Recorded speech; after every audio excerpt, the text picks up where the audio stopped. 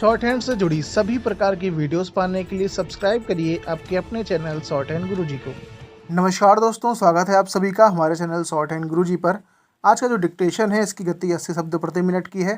पूरे 10 मिनट का डिक्टेशन है और चाहे आरआरबी स्टेनोग्राफर हो या एसएससी स्टेनोग्राफर ग्रेड डी, दोनों के लिए समान रूप से महत्वपूर्ण है क्योंकि एक मैगजीन का डिक्टेशन है। और डिक्टेशन स्टार्ट करने से पहले एक छोटी सी रिक्वेस्ट, सभी लोग डिक्टेशन को लाइक पहले कर दीजिए क्योंकि डिक्टेशन में जब आप लोग को लाइक करेंगे तब मुझे मज़ा आएगी और जब मुझे मज़ा आएगी तभी आप लोग के लिए अच्छी अच्छी वीडियोज़ आएंगी। तो चलिए स्टार्ट करते हैं आज का डिक्टेशन। और हाँ, डिक्टेशन लिखने के बाद कमेंट करके आप लोग बताया ज़रूर करिए कि आपका डिक्टेशन हुआ कैसे है, अच्छा वर्ड आया था कि नहीं आया था, आपने अच्छे से लिख लिया कि नहीं लिख लिया, क्या समस्या आई, ये सारी चीज़ें आपको वहाँ पर बताना है। कमेंट में आप लोग बताएंगे तो ही एक देखिए हमारी आपकी इंगेजमेंट जब बनती रहती है तो ही लगता है कि हाँ कुछ तैयारी हो रही है। क्योंकि वैसे तो फिर बाकी लोगों की तरह रहता है, हाँ यार एक चैनल है, कोई अपडेट कर दे रहा है अपनी वीडियो, चलो जब मन कहेगा तब लिखेंगे, तो उस तरीके से प्रिपरेशन नहीं हो पाती। प्रिपरेशन के लिए इंगेजमेंट ज़रूरी है, थोड़ा सा कंपटीशन ज़रूरी है और ये तभी हो पाएगा जब आप हमारे साथ इंगेज होंगे, आप हमारे ग्रुप में सभी लोगों के साथ इंगेज होंगे, बातचीत करेंगे, लोगों की शॉर्ट हैंड देखेंगे कि कैसे इंप्रूवमेंट हो रही है, कैसे किसी गलती आ रही है। तो आपस में जब एक कंपटीशन का भाव पैदा होगा आपके अंदर, तो उसके बाद आपके अंदर स्किल की भी एक जो इच्छा दब चुकी है वो जागृत होगी। क्योंकि काफ़ी दिनों से आप लोग जानते ही हैं कि जो लोग कोचिंग छोड़ चुके हैं या फिर जो सिर्फ घर पे ही रह के प्रैक्टिस करते हैं, उनके अंदर एक कमी होती है, वो होती है इच्छा शक्ति की। तो इच्छा शक्ति कमी दूर करने के लिए ये बहुत ज़्यादा ज़रूरी है कि आपके अंदर कंपटीशन का भाव पैदा हो। तो चलिए सीधा स्टार्ट करते हैं डिक्टेशन को। आप लोग रेडी हो जाइए, नोटबुक वगैरह ले लीजिए। So ready, start. महोदय, आपने जिन बातों को प्रयोग सिद्ध बना दिया है उन्हें अपनाने के लिए तेजी से प्रयास करना होगा। आपने ज्ञान और प्रयोगशाला से प्राप्त जानकारी को व्यावहारिक रूप देने की दिशा में प्रायोगिक चरण से आगे तक की यात्रा पूरी कर ली है, लेकिन जैसा कि मैंने कहा, इसे अभी बहुत ज़्यादा दूरी तक प्रसारित करना है।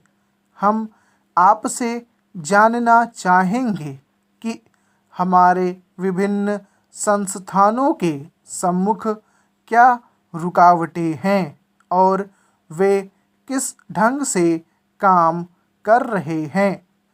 क्या सरकार या स्थानीय प्रशासन इस संबंध में कुछ कर सकता है? ऐसे सभी प्रश्नों को आप एकत्र करें और फिर अर्थशास्त्रियों, समाजशास्त्रियों, नगर नियोजकों, वरिष्ठ नागरिकों तथा ऐसे अन्य लोगों से परामर्श करके उनके उत्तर खोजें जो उत्साही हैं या जिनका प्रभाव इस महत्वपूर्ण काम को आगे बढ़ाने में सहायक हो सकता है। यह करने के लिए प्रदूषण के विरुद्ध, चाहे वह गरीबी से उत्पन्न प्रदूषण हो या औद्योगीकरण से, एक बड़ा राष्ट्रीय अभियान छेड़ना होगा जिससे प्रदूषण के खतरों के प्रति लोग सचेत हो जाएं। इस अभियान में हमें प्रकृति से प्यार और उस सब की रक्षा को भी शामिल करना होगा जो वातावरण को स्वस्थ बनाए रखता है, जैसे पेड़ पौधे जिनकी मानव अस्तित्व के लिए अनिवार्य आवश्यकता है, तथा प्राचीन स्मारक और अन्य ऐसी ही चीज़ें, यद्यपि उनका सीधा संबंध पर्यावरण की स्वच्छता से नहीं है।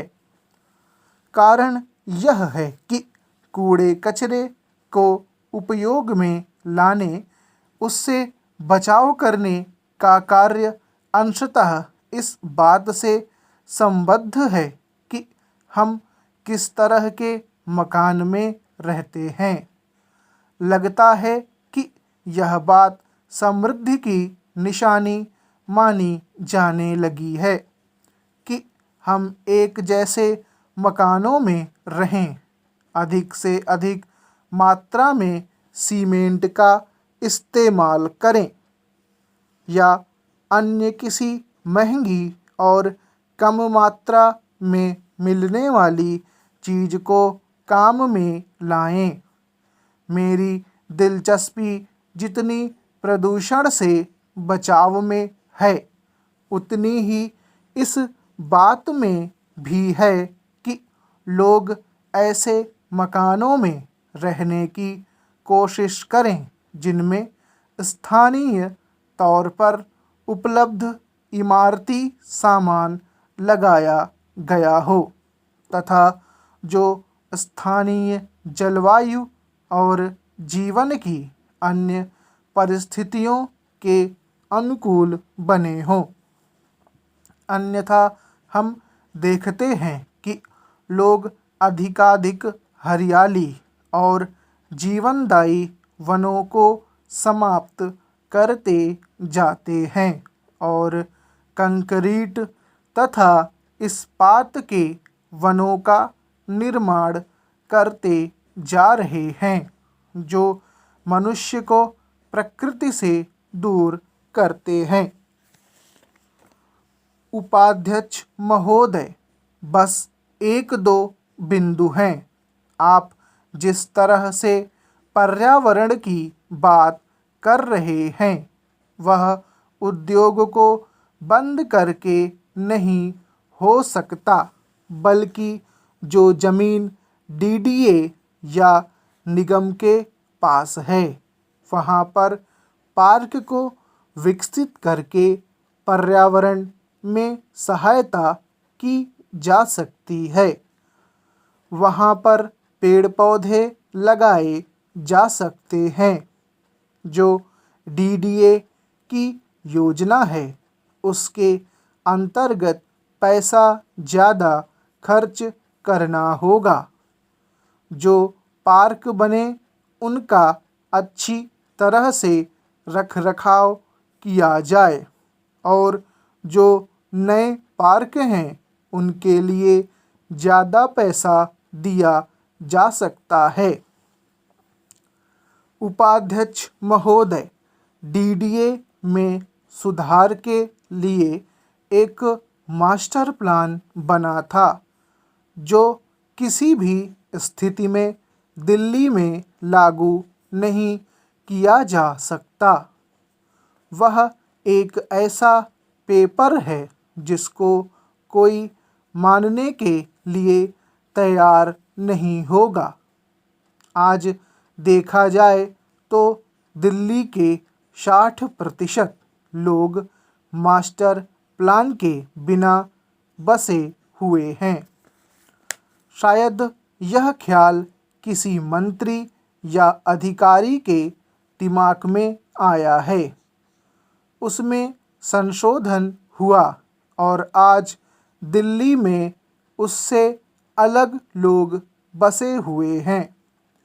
मैं आशा करता हूँ कि आप इस मास्टर प्लान की फिर से समीक्षा करेंगे, बार बार संशोधन करके कि यह आवासीय या वाणिज्यिक है या खुली जगह है, लेकिन मैं चाहता हूँ कि आप दिल्ली की स्थिति के अनुसार संशोधन करें ताकि लोगों को परेशानी ना हो। आज एक नया सिलसिला शुरू हुआ है जिसके अनुसार 30,000 उद्योगों को दिल्ली से बाहर जाना होगा या बंद करने होंगे। यहाँ दिल्ली पहले से बसी हुई है और नीचे काम होता है और ऊपर आवास है, लेकिन उच्चतम न्यायालय ने कह दिया है कि ताले लगा दो। यह सरकार रोजगार देने के लिए है या बेरोजगार करने के लिए है? सरकार की गलत नीति के कारण कई लोग बेरोजगार होते हैं, तो ऐसे मास्टर प्लान को लेकर क्या करना है? ऐसी स्थिति में सरकार से कहूँगा कि नीति वही होनी चाहिए जिससे लोगों को परेशानी ना हो, और इसलिए मास्टर प्लान की समीक्षा करें। इसके लिए एक समीक्षा समिति बनाई जाए जिसमें चुने हुए प्रतिनिधि भी हों और बैठकर एक साथ निर्णय करें कि इसमें कैसे संशोधन किया जा सकता है और जो कमियां हैं उनको कैसे दूर किया जा सकता है। लोगों को राहत मिल सके ऐसा काम करना चाहिए।